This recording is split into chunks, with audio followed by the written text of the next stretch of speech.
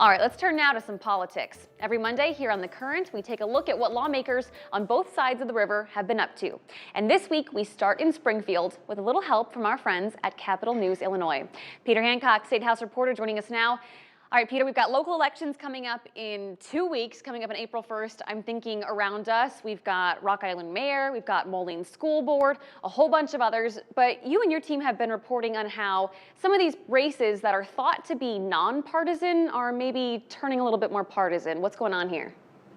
Well, this is one of those things that kind of comes and goes in American politics. This time of year, in odd-numbered years, we have ostensibly nonpartisan elections for city councils, for mayors, and school boards. Those are the main ones. And this year, we're seeing partisan organizations really getting a lot more involved in these races, which happens from time to time, but maybe not quite to the extent we're seeing right now.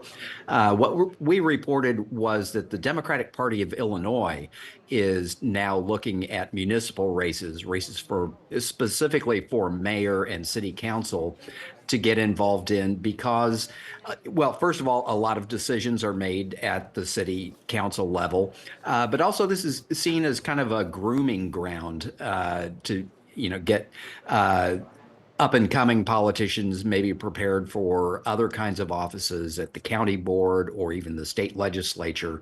Get them ready, get them exposed to some local politics first. We're also seeing some conservative organizations getting involved in school board races. And this happens from time to time, depending on what the issues of the day are. Going back to the 1970s and 80s, they've gotten involved in issues about school prayer, about the teaching of evolution or various kinds of science standards. And now we're seeing them getting involved in races to put forth their point of view regarding LGBTQ rights, regarding transgender students playing middle school and high school sports and issues like that. And in some parts of the state, they're actually, filing, identifying themselves as Republicans. They're campaigning as Republicans, being literature is going out that identifies them as Republicans, even though they're not nominated in a partisan primary the way, a state legislator or a county board member or even a governor or member of Congress would be. I thought it was really interesting in your reporting talking about how the Democratic Party of Illinois is saying, hey, we want to get out there and show that we are out in these communities beyond just on November for presidential election years. But right now, let's turn to gambling. 8 other states currently have legal internet gambling, and Illinois is looking to do the same, right? Yeah, there is legislation that would legalize internet gambling or iGambling, as it's often called. It exists. Everybody knows it exists. There are internet poker sites, internet casino gaming sites, many of them located offshore because they're operating outside of United States law.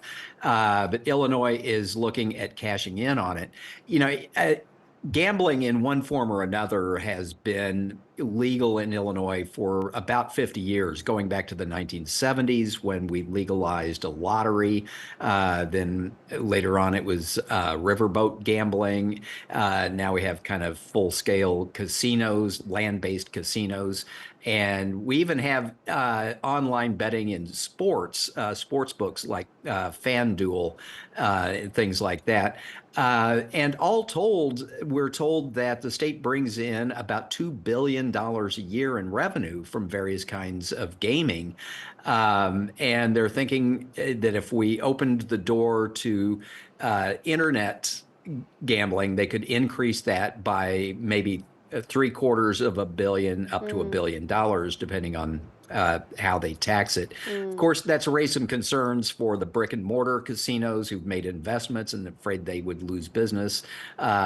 It's raising some concerns on a lot of different levels, but it's one of the things that lawmakers are considering this year. Well, really quickly, Peter, in the few seconds that we have left, let's talk about some high school sports. There's been a lot of interest in so-called right to play. What's going on here? Okay, right now, the Illinois High School Association, which governs high school sports, has rules in place that say you cannot play for both your high school team and an outside like club team or tournament team at the same time during the same season. That has caused some consternation with some young people who see that these tournament leagues college recruiters see them more, and maybe they offer better chances for college scholarships or maybe tryouts for the Olympic teams.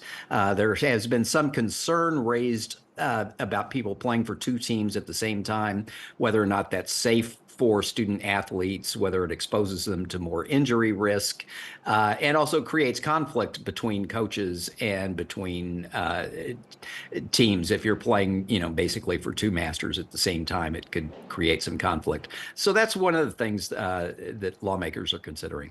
All right, Peter, as always, thank you so much for your time and your reporting today. And if you guys at home want to check out any of the in-depth reporting on any of these topics, we've got Peter and the CNI's team's articles up on WQAD.com. Just click on the As Seen on TV tab.